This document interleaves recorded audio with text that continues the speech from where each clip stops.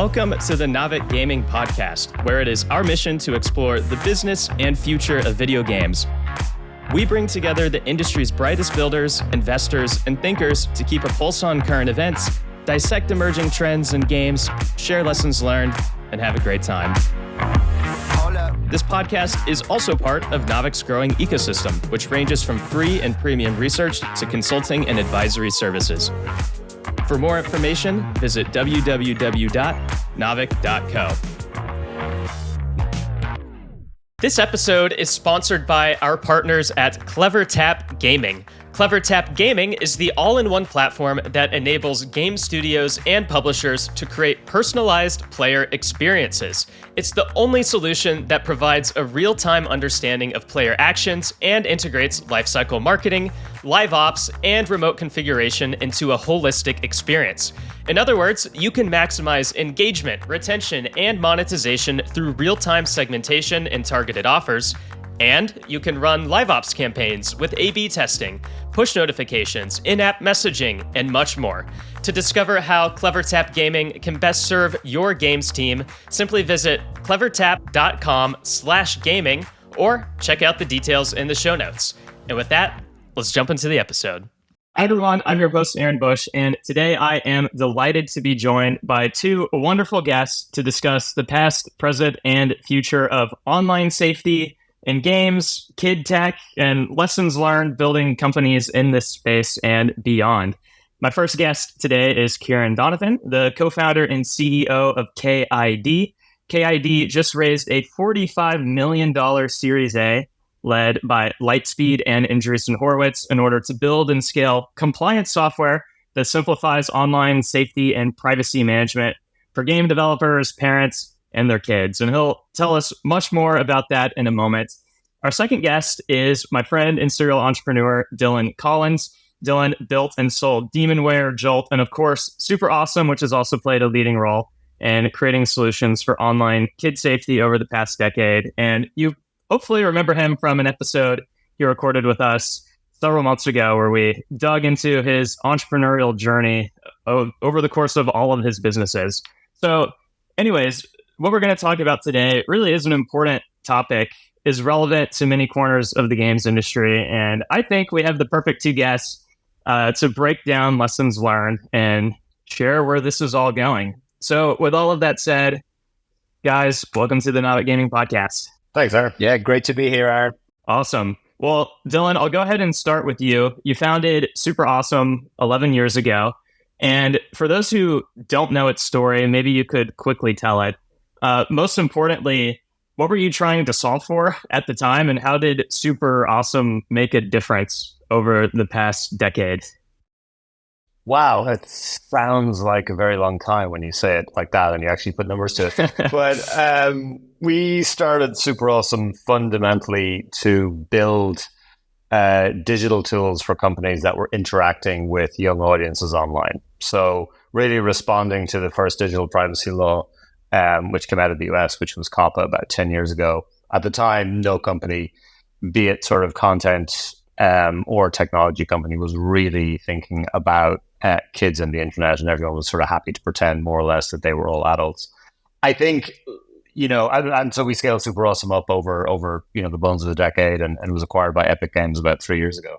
I think, sort of maybe being slightly more philosophical about what we did, in 2013 when we started, we were sort of to a large degree, I think, trying to tackle the internet's cold start problem around kids, right? Because there was fundamentally there was no real sustainable revenue model for kids content, creators, which meant there was no real investment that was going into kids functionality, which meant in turn there was sort of no sustainable revenue model for kids content. So I think we sort of SuperAwesome brute forced its way through that problem by fundamentally sort of hacking an advertising business model to be able to finance other areas like community and parent verification. So we ended up sort of building a full suite of tools, but I think most people would probably know us for our kid safe advertising.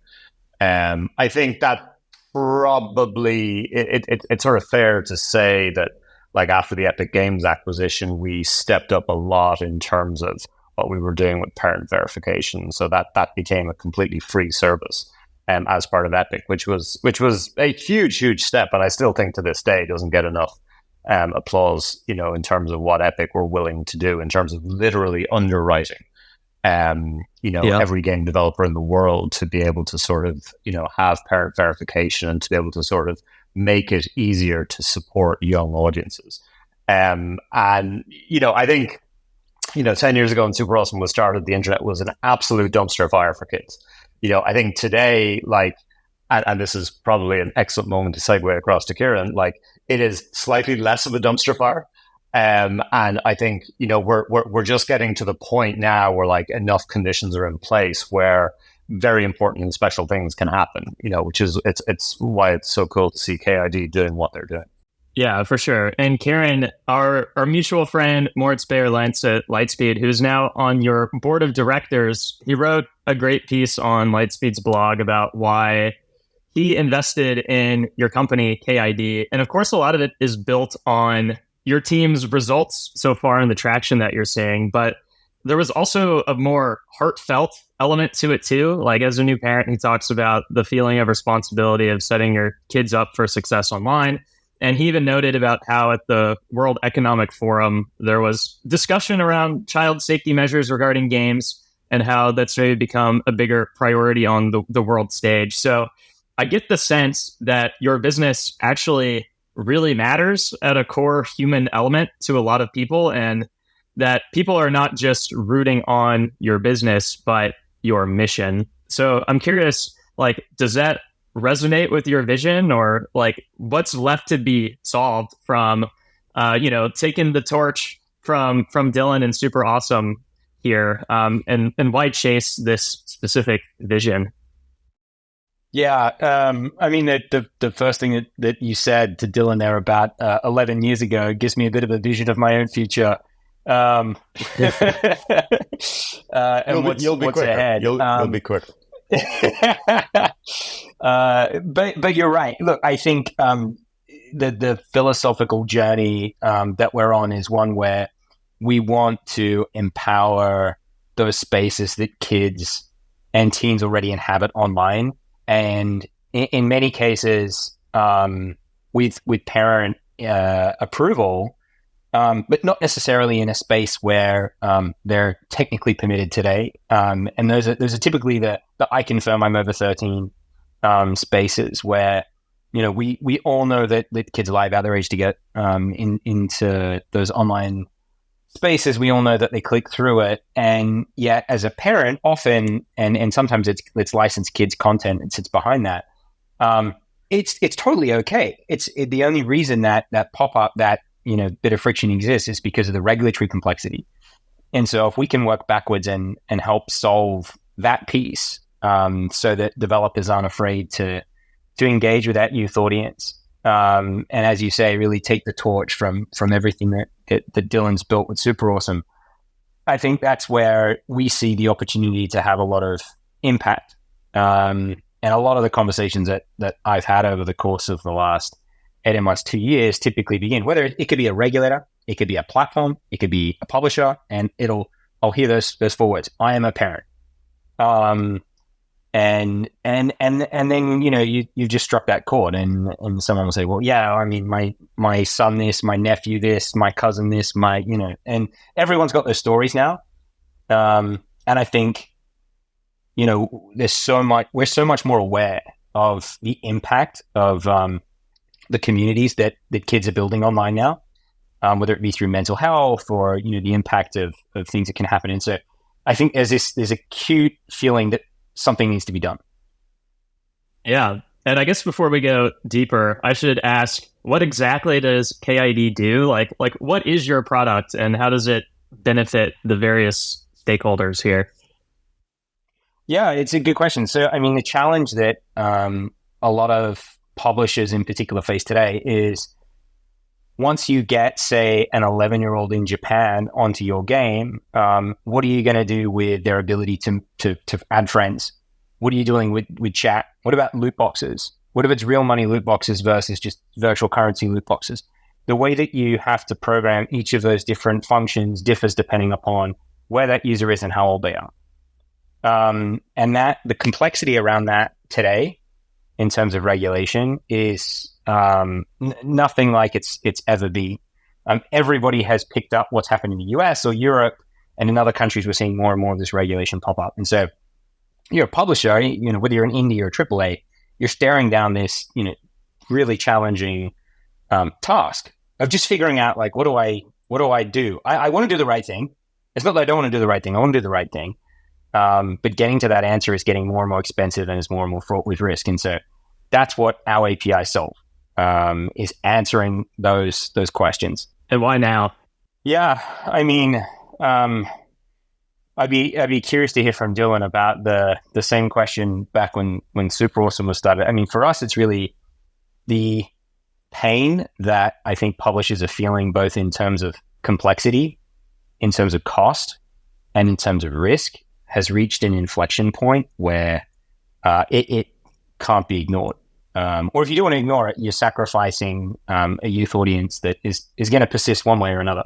Yeah. And Dylan, I mean, maybe you could respond to that too, what you were thinking back in the SuperAwesome days, or even just like if you have any interesting observations about what you're seeing right now and how this market has changed. Yeah, I mean, I think when we started, it was not a question of like, why now? Because clearly it wasn't then, right? Like, because it took so much longer to push through. Like we were obviously early. Like, I think that, I was sort of ruminating on this kind of earlier today. And I mean, I'm probably going to paraphrase like half of what Kieran just said here. But like, I think you've got like sort of the beginnings of kind of what I would call or what Charlie Munger would actually call a Lollapalooza effect, right? Where you've got, this sort of this emerging new class of young internet users. Like, what is, who is the Gen Alpha of today is markedly different from the Gen Alpha of 10 years ago, right? Like, in terms of like how empowered they are with payment, like their comfort with sort of digital tools and devices, etc. And that just makes them like a much stronger internet force. Secondly, completely repeating Kieran's point, like I think the density like of digital laws for children around the world is just, I don't think we could have really imagined like that sort of, even 5 or 6 or 7 years ago. I think the fact that you've got, fairly prominent authors like Jean Twenge and Jonathan Haidt, who've been writing like a lot about the impact of sort of social and smartphone on kids and teens, like which that's been over the last sort of 18, 24 months. I think the fact that you've got like some, but probably not all of the main technology companies who are very politically motivated to try and figure out some solutions to this.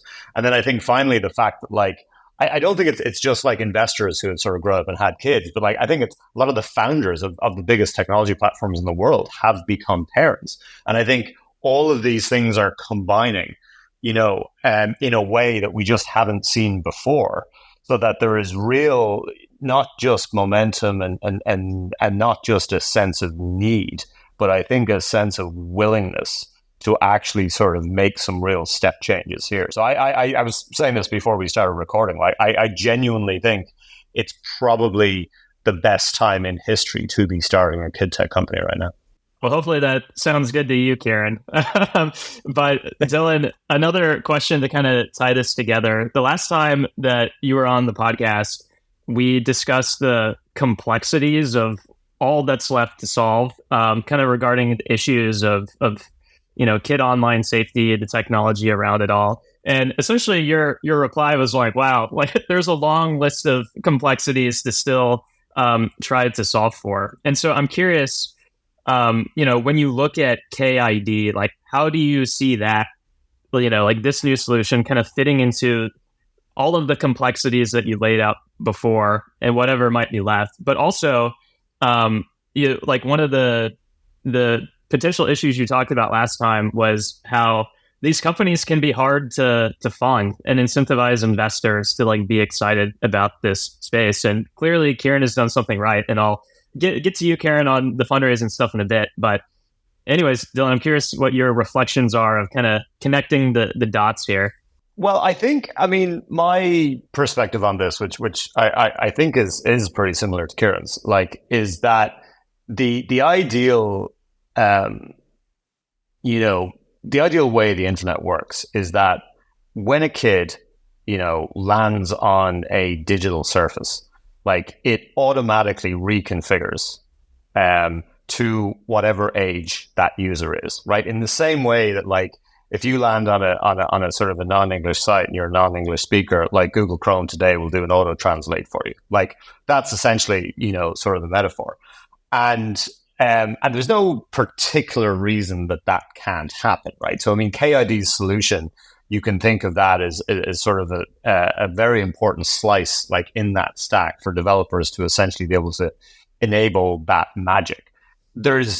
I think last time we talked about, and I still sort of believe that there's three broad pillars that kind of contribute to this, or at least three. Like, I think one, like, this has got to be supported by, sustainable, and by that I mean sort of commercially viable kids app stores. Like, kids content creators have got to be commercially viable, and I don't just mean kid safe advertising. Like, they've got to be able to have sort of real monetization within there. I think there needs to be some kind of trusted digital brand for parents, to be able to sort of bridge that sort of knowledge time gap, with kids, because that's like, and it's an interesting reflection actually on what are today's parents like versus the parents of 10 years ago, but we might come back to that later.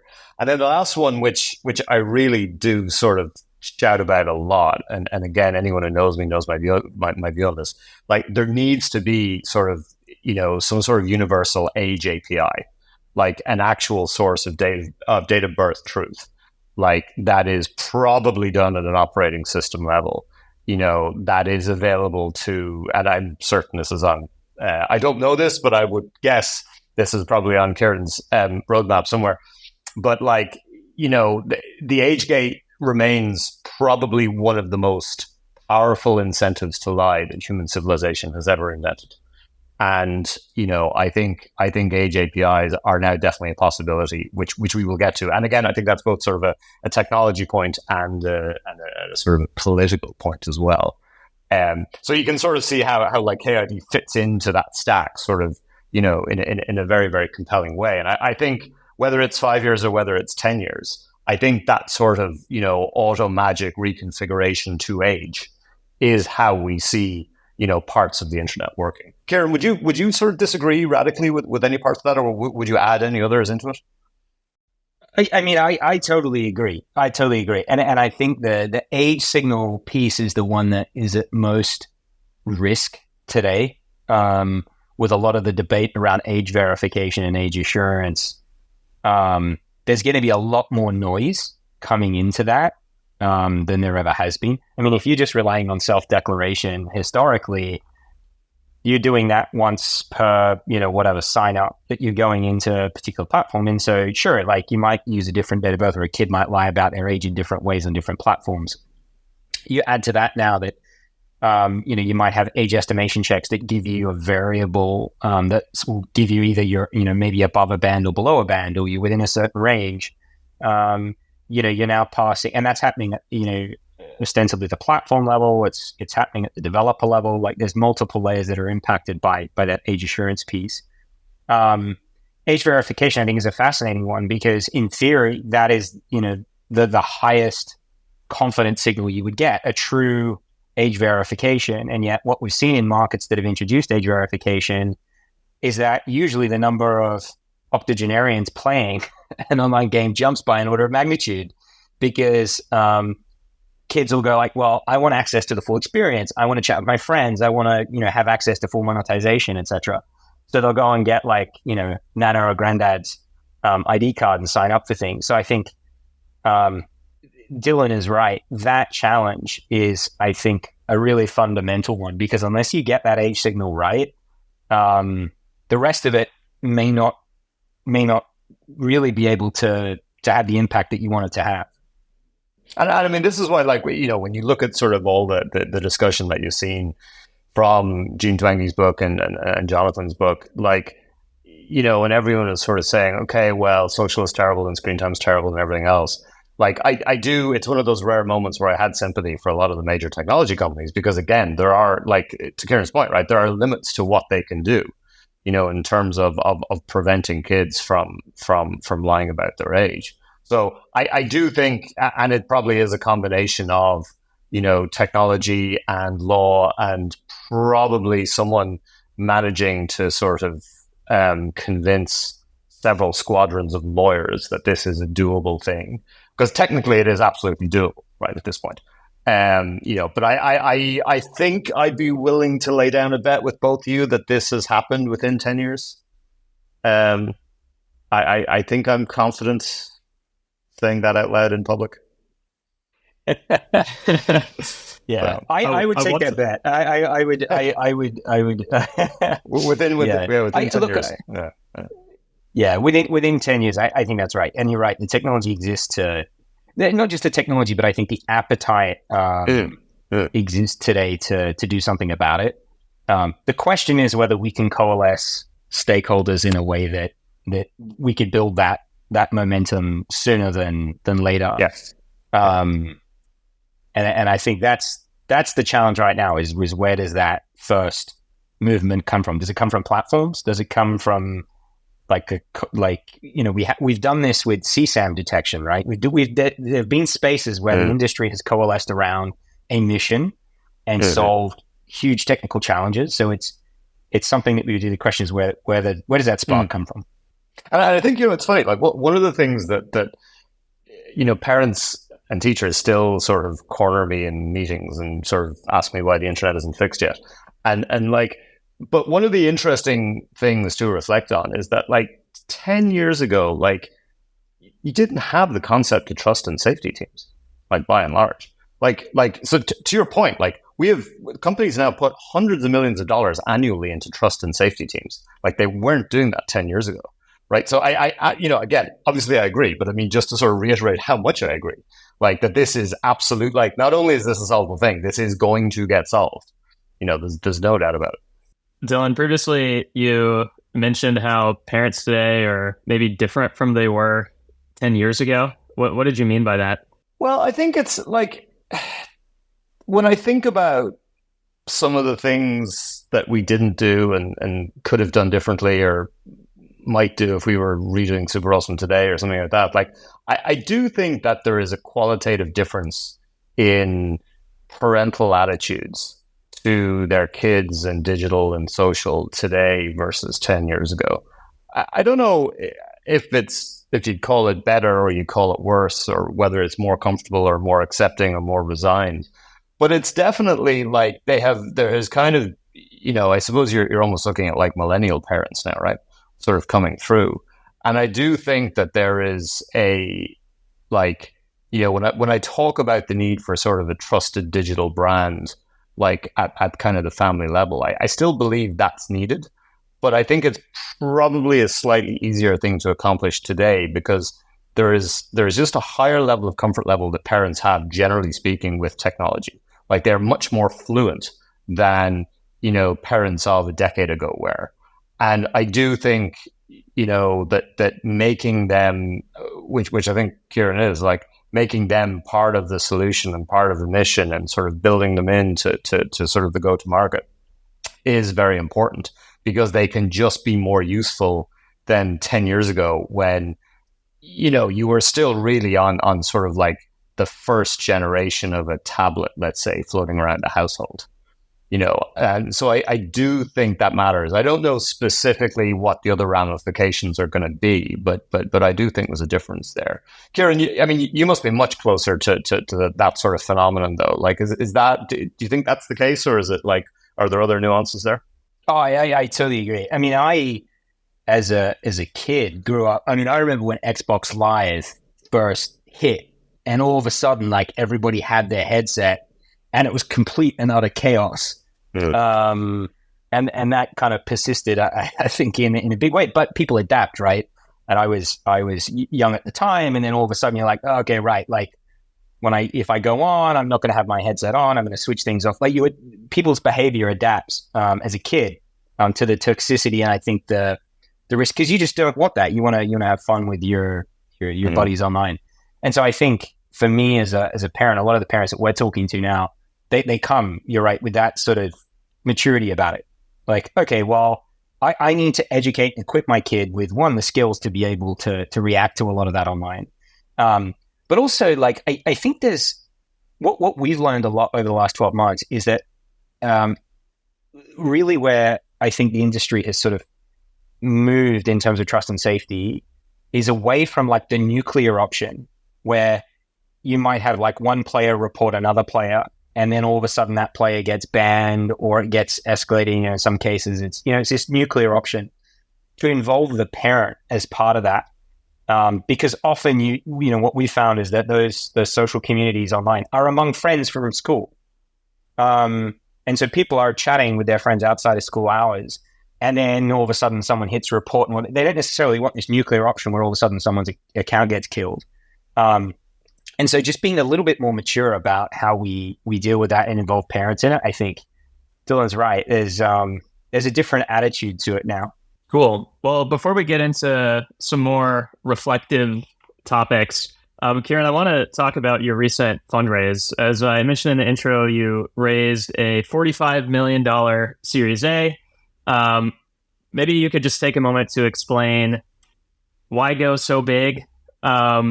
Like your company is pretty new. Like, how are you able to go so fast? And like what are you planning to do with all of this? So I think three things. One is we hit the market knowing that it felt like the right time. I've been an attorney for 14 years. I've advised and counseled clients in the gaming space on these issues for a long time.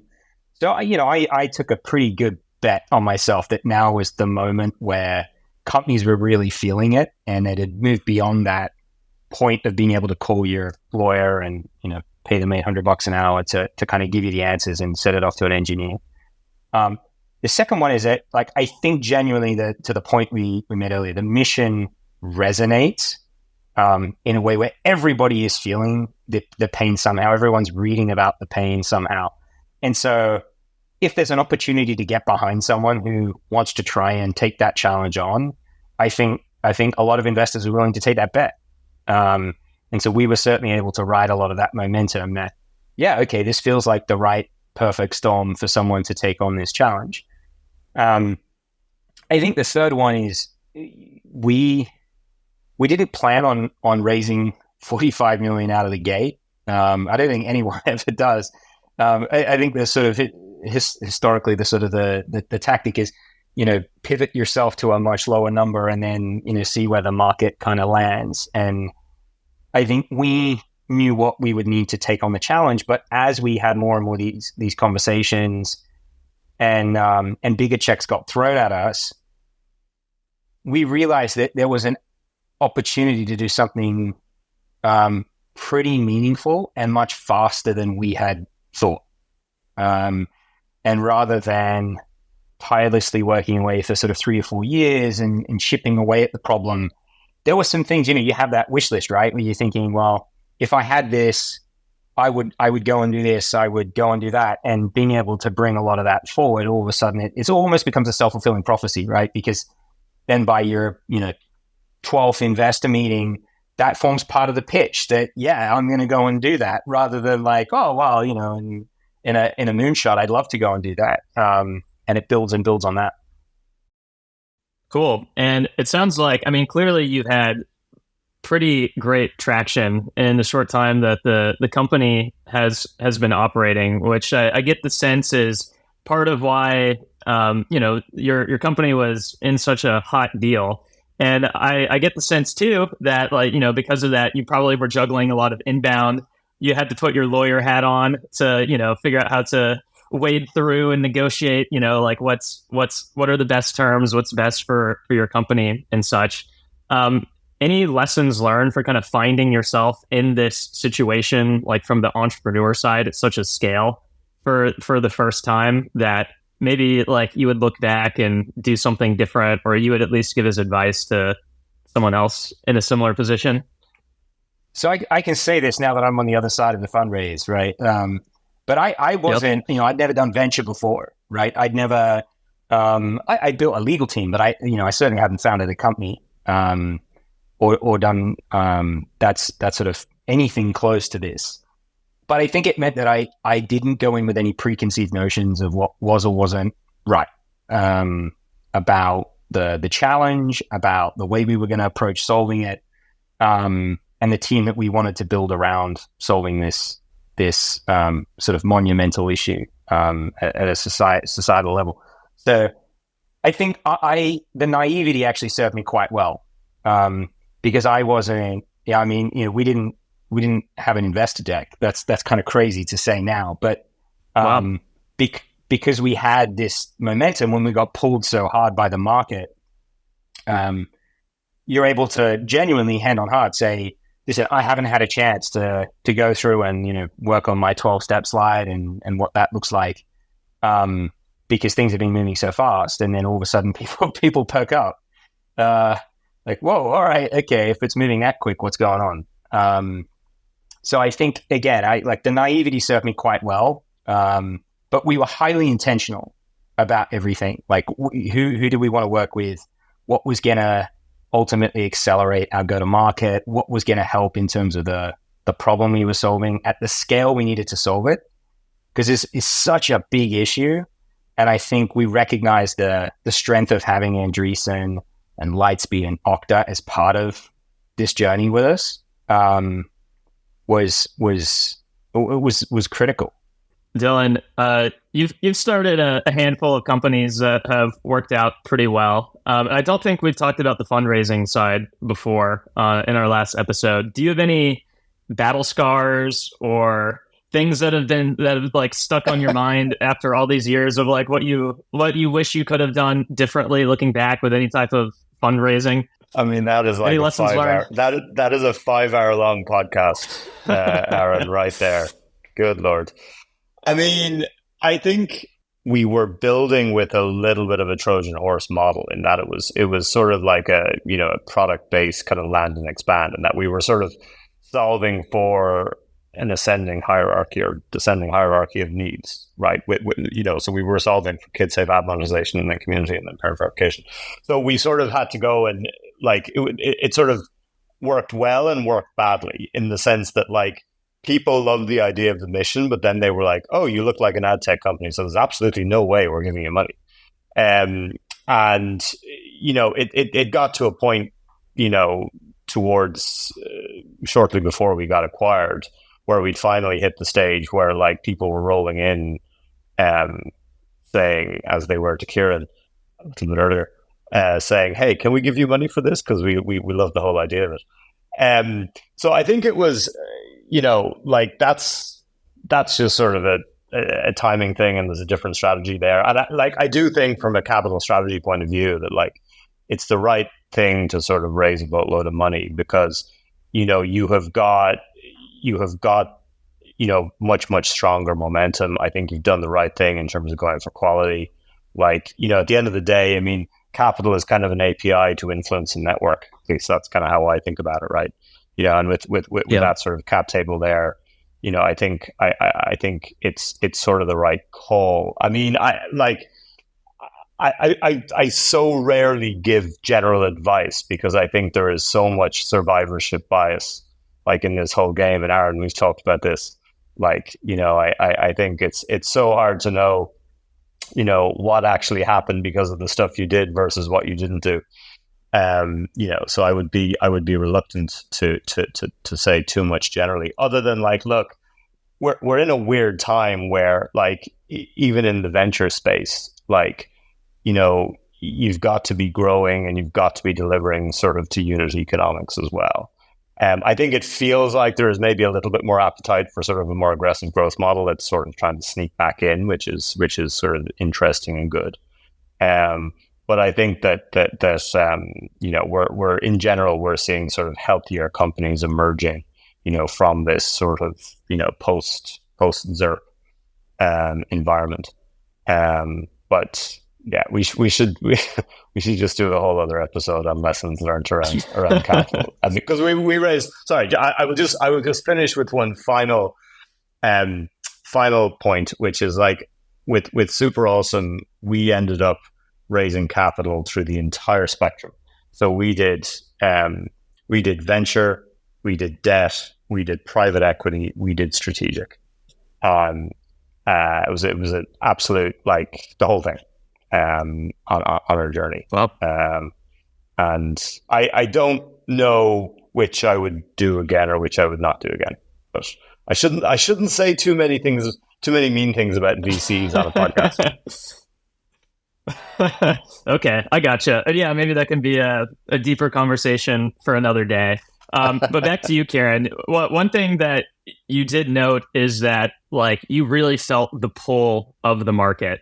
And so there probably is an element here of, trying to keep up and ride the wave and, scale as quickly as you reasonably can. And you've done a lot in a year or so. How have you been able to keep up in such a short amount of time and get so much done so quickly? Yeah, I mean, I think because our team is just so incredible and so hardworking and so mission driven. Every minute, every hour is not created equal, right? And so, everybody rowing the boat, feeling very, very mission driven. That hour, I think, is like a 3x on what a typical hour is, and it has been for the last year. Certainly feels like it. Given the exhaustion at this point. But yeah, look, I think the market was ready. I'd socialized it with a few game publishers before I quit my job, just to get that pulse check, right? One, is this something you would be willing to source from a third party and not build? Is this something that you would be willing to pay for?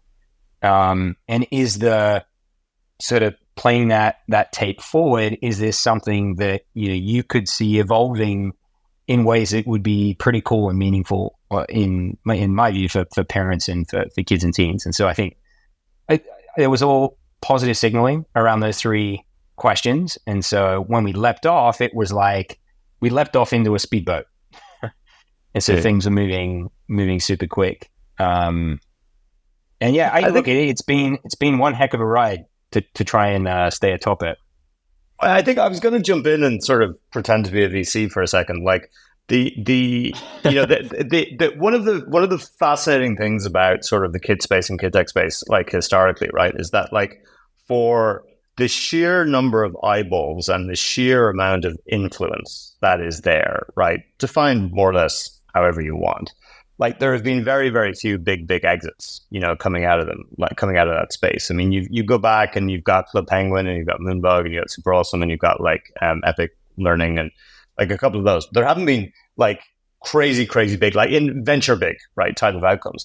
But when you look at sort of what clearly has to be done here at like almost an infrastructure type of level, and when you think about like sort of, a sustainable, safe economy of young internet users, like that is a multi-billion dollar space, right? So like, if you can sort of see, like, because I suspect some people listening will be like, hey, like this was just VCs having FOMO and throwing money in. It's like, no, there is an actual, like, okay, some of it was probably that, but like, but no, like straight up, I mean, there is, we are at the point where like these types of opportunities do become very tangible, and there is a very real sort of addressable market here. And like, VCs are in the business of chasing those specific things. That's exactly why LPs give them invest capital into their funds, So there is like, there is a real logic in terms of why Kieran, raised 45 million and why he will probably be able to raise more on the basis that this market is like, it is by definition, it is only getting bigger, Kieran, for companies that aren't working with you yet, or still maybe just aren't that familiar with k-ID yet, is there anything else that you would want them to know, just based on the results that you've seen so far with your existing clients, or anything that you're working up next as a team? Yeah, I mean, I think one thing is, we're super reactive to what publishers are very excited to build for their youth communities. And so what we've discovered, we've almost stumbled onto these wish lists So as we've had a lot of these conversations, you meet the trust and safety team, you meet the legal team, you meet, the product team, the game team, and they're like, oh, I've always wanted to do this. I've always wanted to do this. I've wanted to bridge that space between a parent and a child in this particular way or that particular way. And so we've kind of stumbled upon these extraordinary wish lists that we've been able to start building on top of. So I think while Dylan's right, like the infrastructure that we built is kind of like I don't want to say the boring bit, but it's the really hard bit, which is to like maintain all the regulatory infrastructure so that all the APIs and the signaling going in means that, to Dylan's point, when that user that's 11 lands on the web page, lands on the game, it adapts. That's step one. Everything that happens subsequent to that is the exciting bit, because then you're like, well, how can we bridge what, that parent maybe wants to be more involved in their child's gaming. Maybe the parent wants to game with their child. Maybe, there's all these sorts of opportunities that I think when you do the infrastructure right, it opens up really exciting things. And so I think our willingness to explore that and pursue it as our sole focus is our superpower. I don't know to what degree you can talk about what your team has planned, but is there anything on the roadmap that you're most excited about that you'd like people to know about?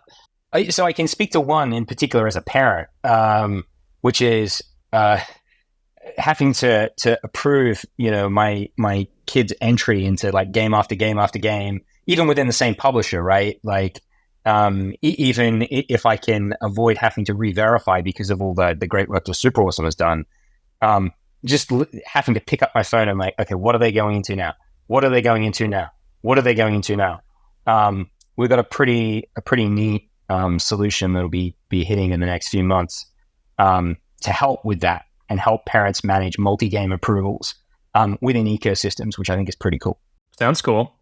Well, let's go ahead and shift gears. We're getting towards the end of the conversation, and I kind of want to spend the last 10, 20 minutes just kind of talking reflectively about, Dylan, maybe some lessons learned that you've had across your companies, and then we can kind of go off path and talk about some other stuff in the games industry, some other things we're excited about. But Dylan, you started touching on this earlier, but I am just curious, like if you were building SuperAwesome or something like it today, how would you go about it differently from the past? You named one element, but curious if there are more. Yeah, I think I alluded to this or mentioned it maybe overtly. Like, I think I would bring in strategic investors much, much earlier. Like, I think when you are trying to sort of build something or solve for something where you have a lot of people that care about it, but you have like one of the biggest challenges we always found was sort of the sales cycle,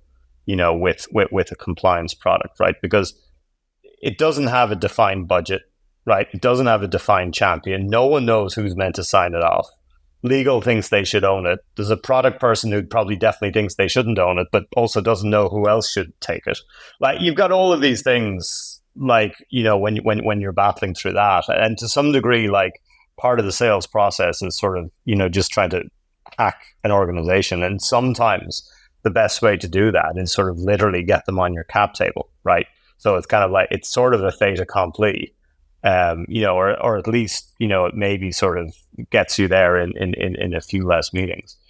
I think, I talked about the parent thing already, but like, I do think, I don't quite know how we would go about doing this, but like, I do think we would take much more of an active parental approach. And I think thinking about sort of parental champions, within a lot of the customers, for these types of solutions and these types of vectors. I think, to be honest, we would probably also have an office in DC. Like, I think this has become, It was never not a political topic, but like it now is much more a political topic. And I think it sort of feels, again, going back to that sort of notion of it being kind of a moment in time, it's not just like everyone's looking for a solution. It's almost like everyone is looking for like the figurehead to sort of drive this home, because for various political reasons, like Meta can't do it because they want Apple to do it. Apple aren't going to do it because of whatever number of other things. Like, you know what I mean? There's everyone would like it to happen, but they don't want it to be them. So I think we would probably spend a bunch of money on that. I think we would absolutely have to raise a lot more capital. And I think we would probably be more acquisitive. Like, to some degree, that reflects my own personal bias, because I sort of like to look at M&A, and I tend to think in tech, and early stage tech, it's a little sort of underestimated. I mean, we acquired a couple of things when we were scaling, and invested in a couple of other places too. But like, I think we would look to get more aggressive, because at the end of the day, like, scale matters here, right? Like, people will want to do business with the main partner, with the biggest company in the space. And sometimes, I say this with caution, but like, hacking your way into being number one just opens all the doors, and it can save you money, it can save you time. So I think those are definitely areas, Aaron, that would sort of resonate in how we might do this differently. But it's, I mean, look, this is why I'm going full fanboy on like Kieran and the team. Like, this is going to be so interesting to watch the counterfactual play out. Like, it's awesome. Yeah, I mean, that's a great answer, and it seems like a lot of what you said is what k-ID is doing. Kieran, any plans for the DC office? That's maybe like the one thing we haven't hit on yet. If Dylan's willing to go and head the office, and we can definitely have the chat. Awesome.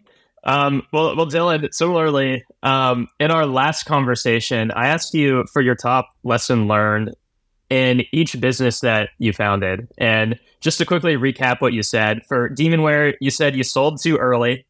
For Jolt, you learned that if incentive structures in the acquirer's executives are not aligned with the acquiree's mission, it's probably not going to work out as well as it could.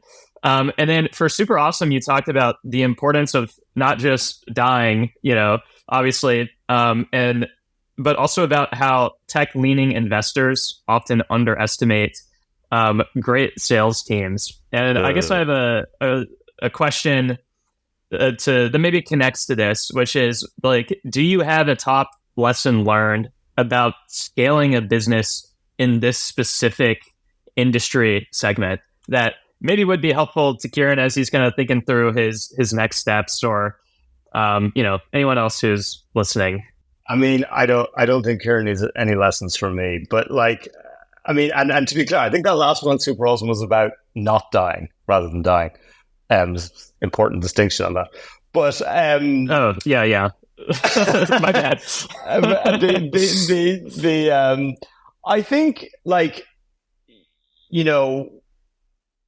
we built a reasonably good, I mean, I've sort of talked to this a little, but we built a pretty good flywheel. Like, I mean, again, I think to the degree that, like, SuperAwesome had a dirty little secret, like, it was the fact that we sort of built it around an extremely talented media sales team. Lee Veach was co-founder, like, he ran global sales. And we were able to use that as our go-to-market, getting into all of these customers.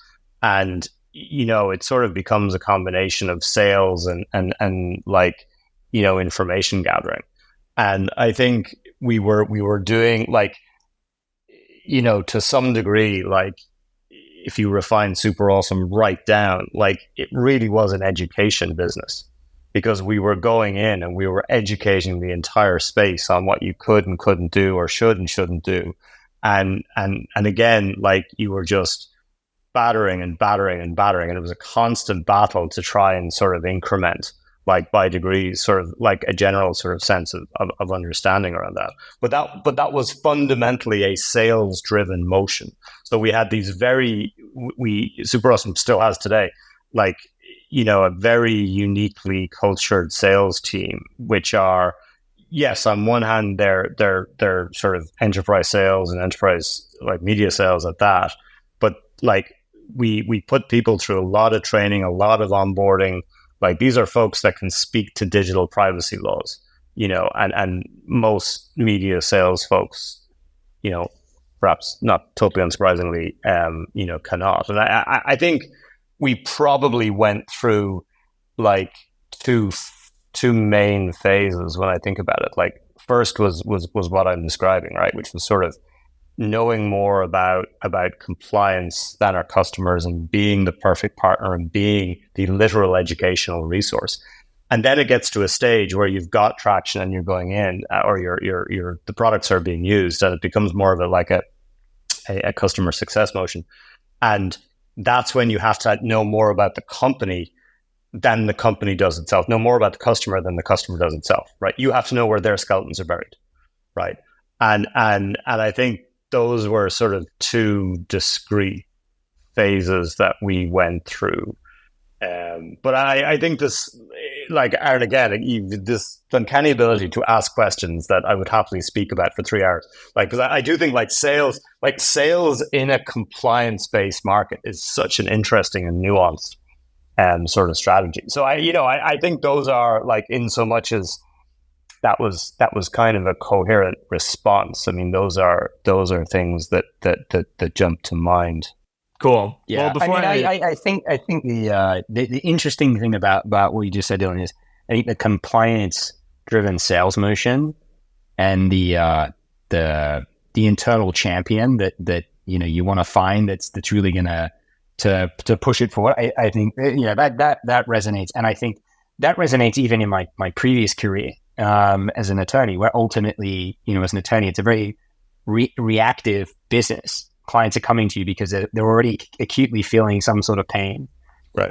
And now it's flipping it the other way around, and you're saying, like, before you feel the pain, I want to help, inoculate against that risk.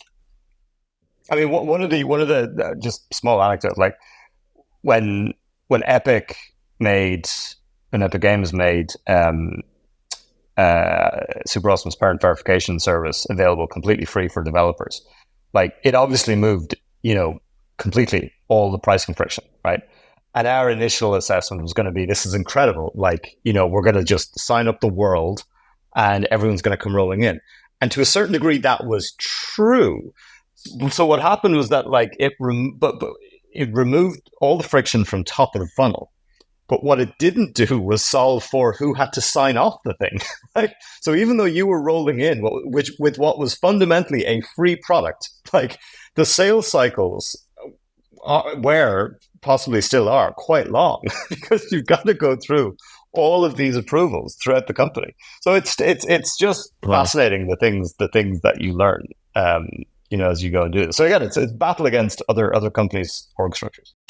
Well, I don't envy the compliance-heavy enterprise sales that you guys have had to tackle. But before I take us over the finish line, I just want to offer up the opportunity. Do either of you guys have a question for each other about either what you're working on or thinking about, or any other lessons learned from the past? Kieran, when you've raised one of the largest rounds in KidTech history or in safety tech history, either, depending on sort of what you're defining it as. How do you think that the venture world is thinking about this more broadly than k-ID?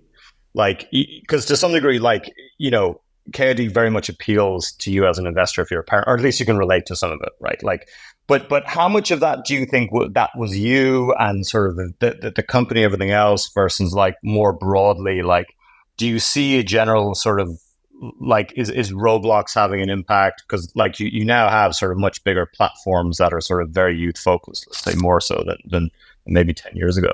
Like, what's the general sort of temperature, do you think? I think when we first approached the venture market Q2 last year, there was resistance, confusion, maybe a lack of education around how complex the space was and what was coming down the pipeline. That's totally changed.